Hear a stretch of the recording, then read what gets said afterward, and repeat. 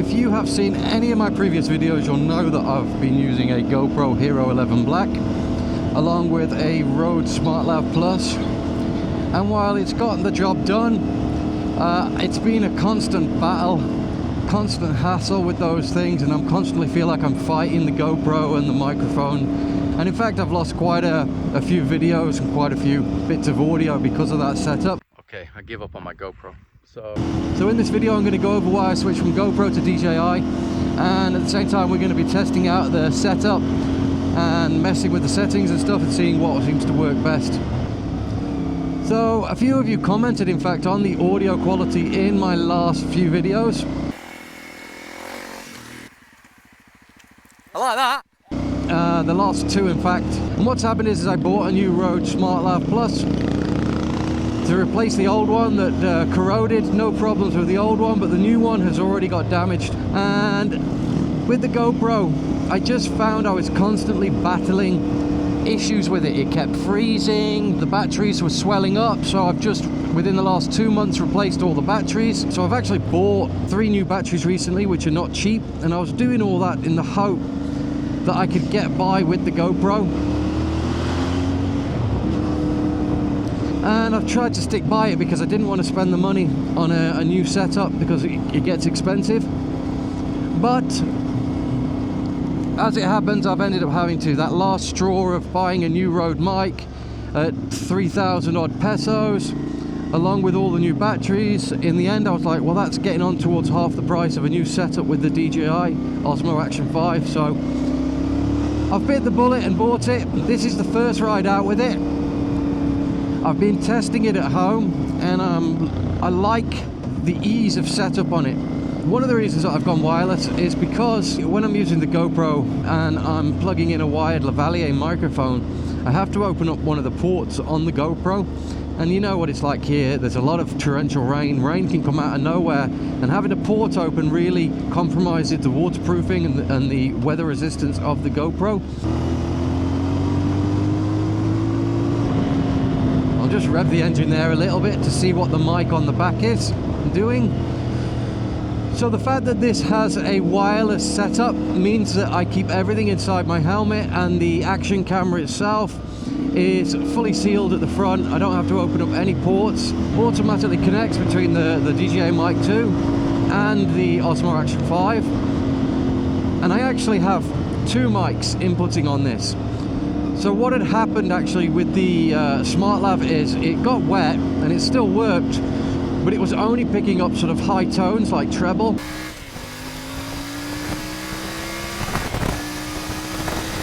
There you go, count that back. There's your 0 to 100 time. And I noticed that I couldn't pick up any of the motorbike sounds from within my helmet anymore. And for a motovlog, obviously that's not great, is it?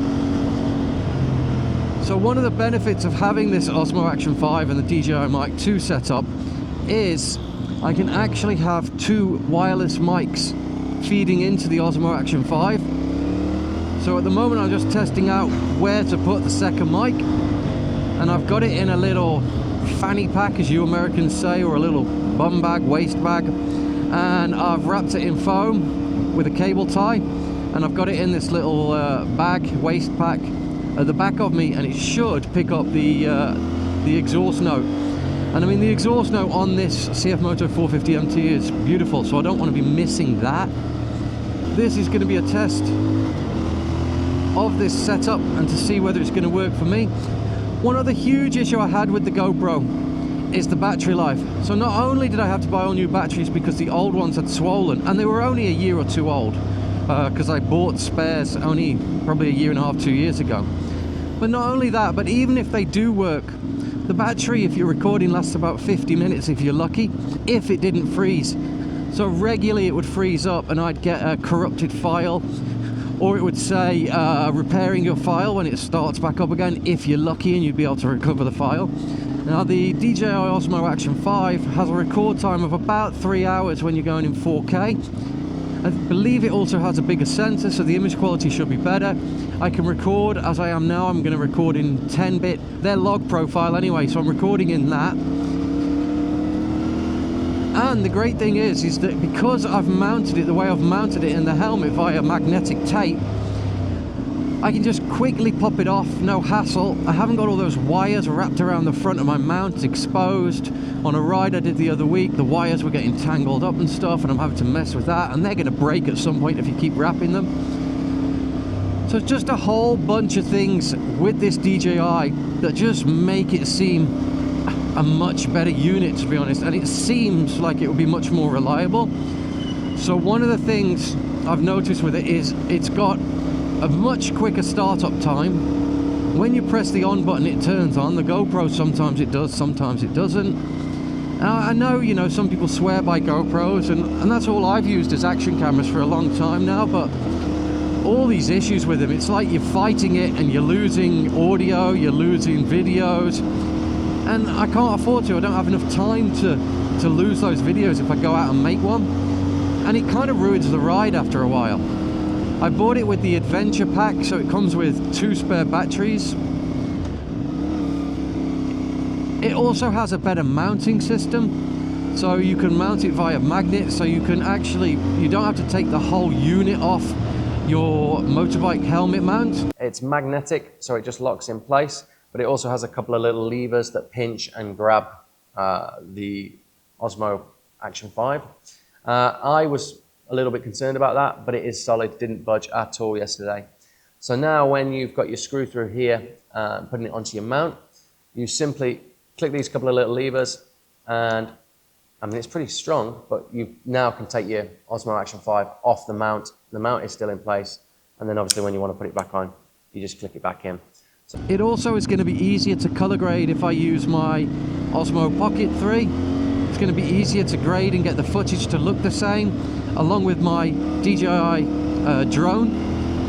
So there's that continuity between them, which is nice. I'm currently at minus 9 decibels for my helmet mic, and I'm at minus 12 decibels for the exhaust.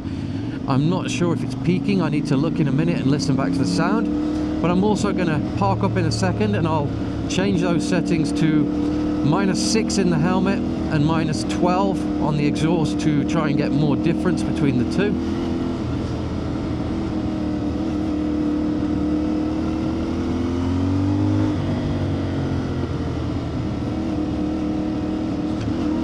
I'm going to do a full review on this kit once I've used it a lot, but obviously I need to use it quite a bit first before I want to give you guys an actual review.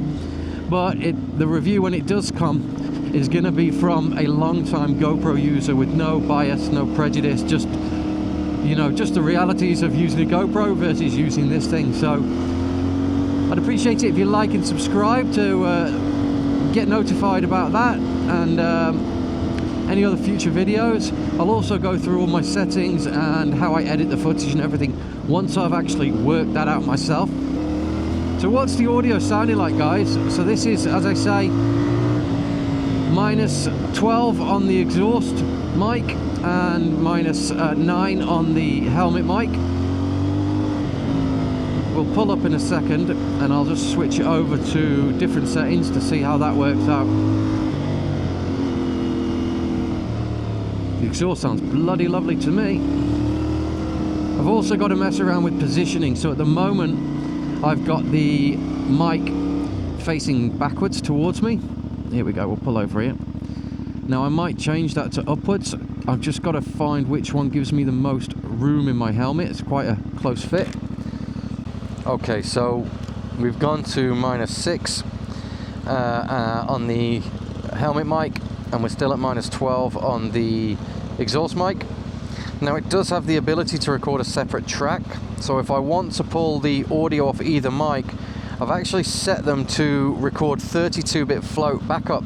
Basically it's like a raw file for audio, so it will record more information. It should stop any peaks, and so hopefully that will give me the ability, if the audio is not great in camera, the audio that's directly recorded to the video, if it's not perfect, then I have the 32-bit float. I can go back, I can pull that out of the DJI Mic 2s, and I'll have to sync it up in post, but it will give me the ability to have mic that should not peak, it should be perfect, and I should have more room to be able to manipulate the audio file to get it perfect.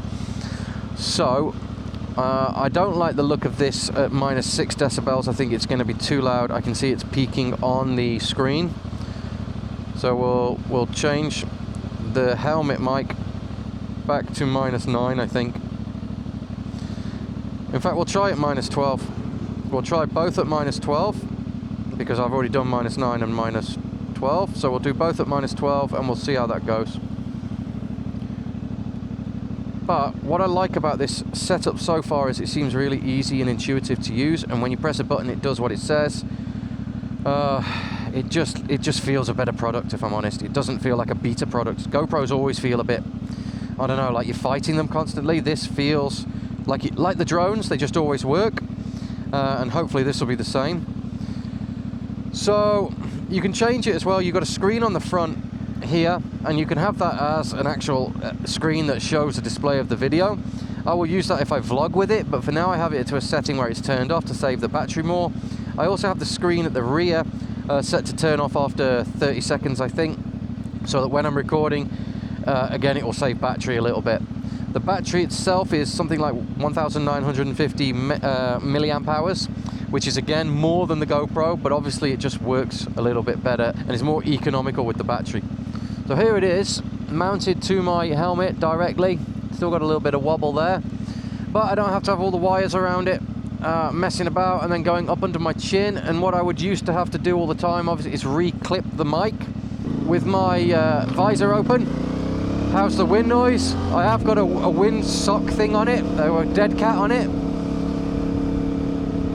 So it'll be interesting to see how it does, how it handles the noise, the wind, because my previous mic, the SmartLav, didn't have much of a dead cat on it. It had a little foam on it, that was it.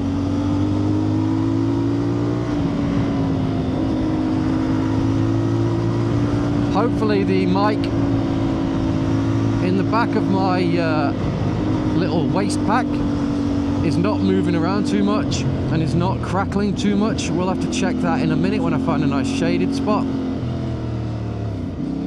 I want to actually check that whilst I'm out so I can play about with it.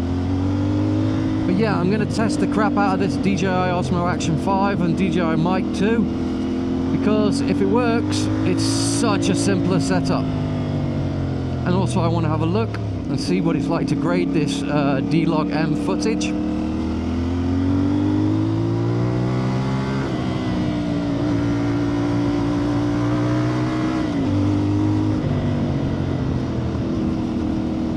And what it's like to edit.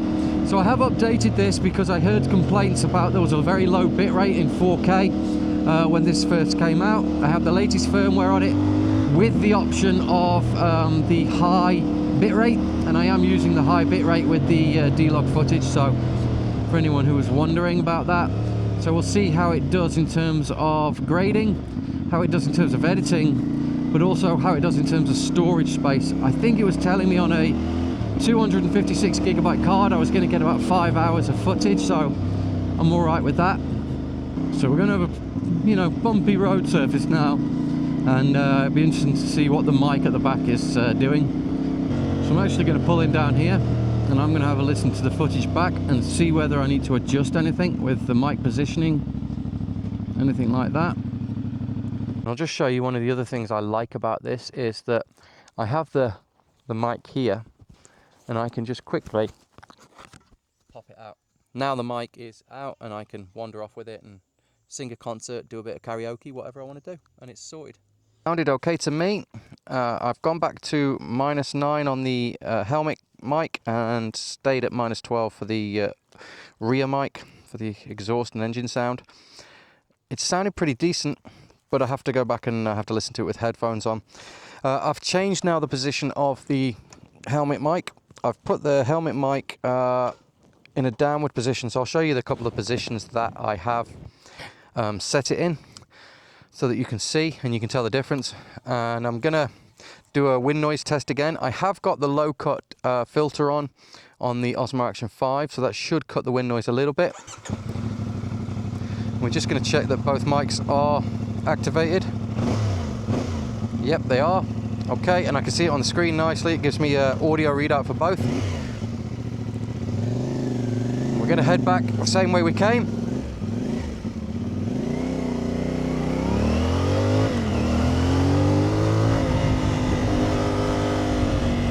So I've got my helmet open at the moment, minus 9 decibels on the helmet mic. And that'll give you an idea of how that sounds. I've now put the mic into a downward position, so it is vertical in front of me, downward, whereas before the windsock was facing towards me, horizontally placed. So we'll see what the difference is.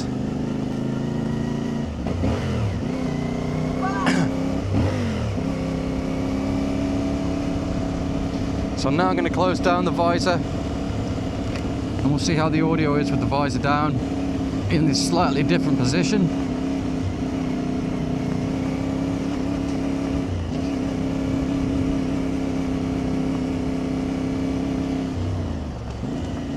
I don't know, so far I'm hopeful on it.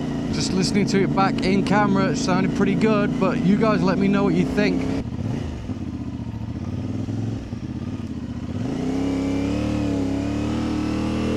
There we go. Thank you for the stones.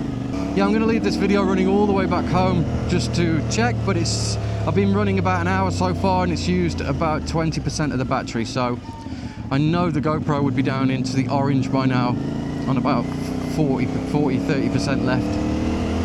And when I stopped there and when I restarted, it said 78% left of the battery, so that's decent.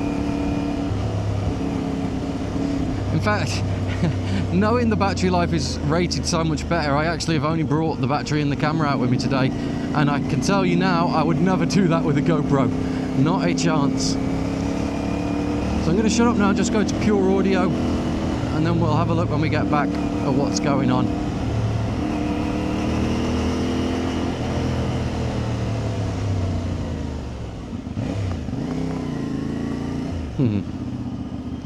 Little chickadees.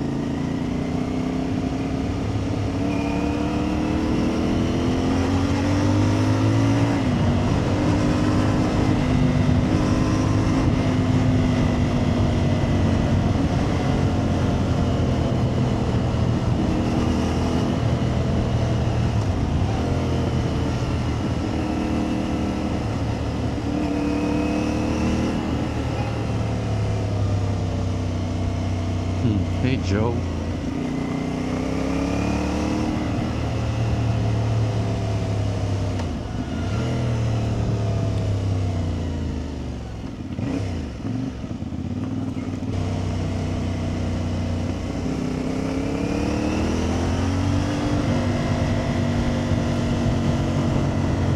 Okay, guys, I'll see you back at the studio and we'll run through the footage and the audio and see what I think.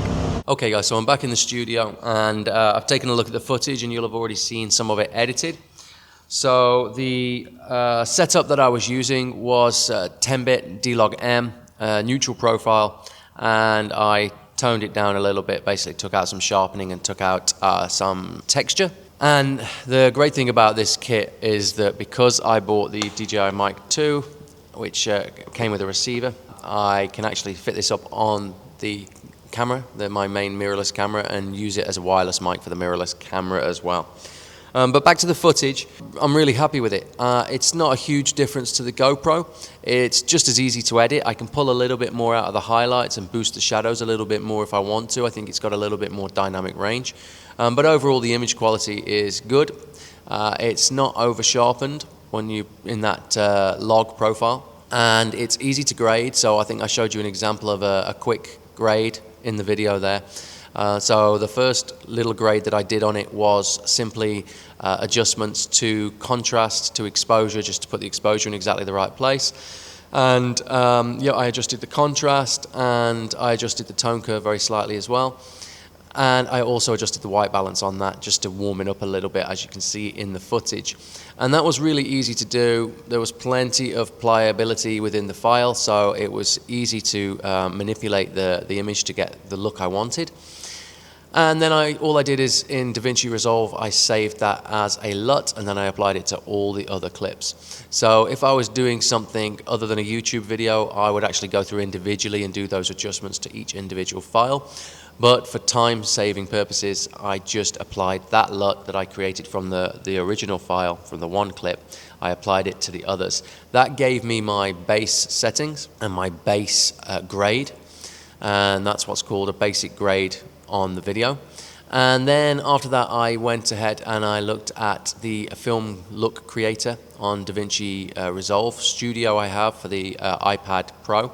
And I went ahead and I picked out basically a film look that I liked the look of, and I applied that then to all the clips as well, and just checked that none of the clips were looking really bad.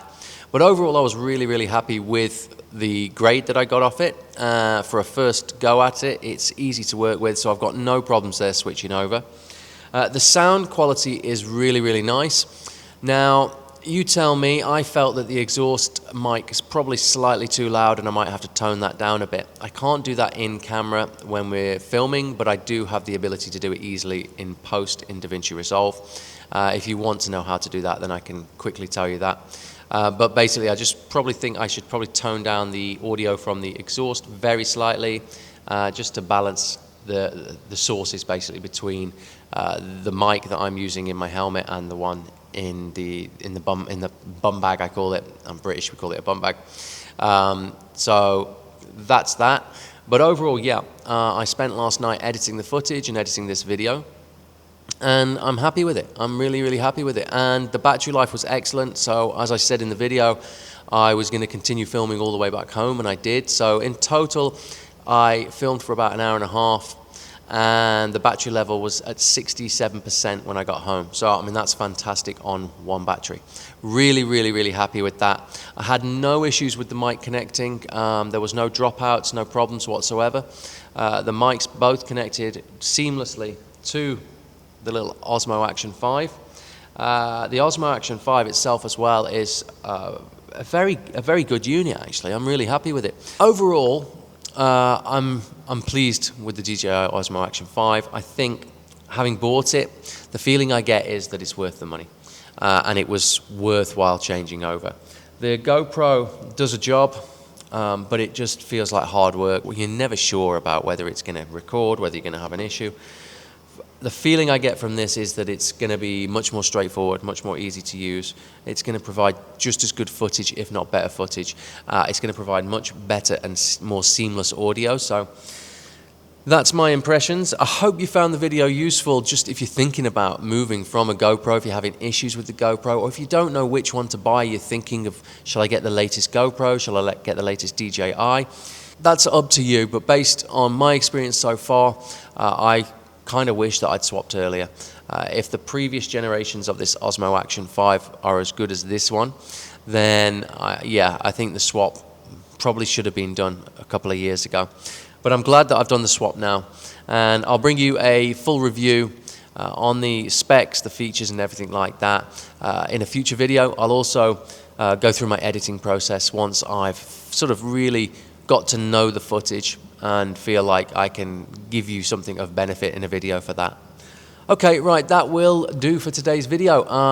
Don't forget to like and subscribe. I know you're all going to jump off now because you all do when I look at the analytics. You all jump off when I start doing the outro, which is fine. Maybe I'll do something really exciting at the end. Okay, guys, really appreciate you watching, and I'll see you on the next one.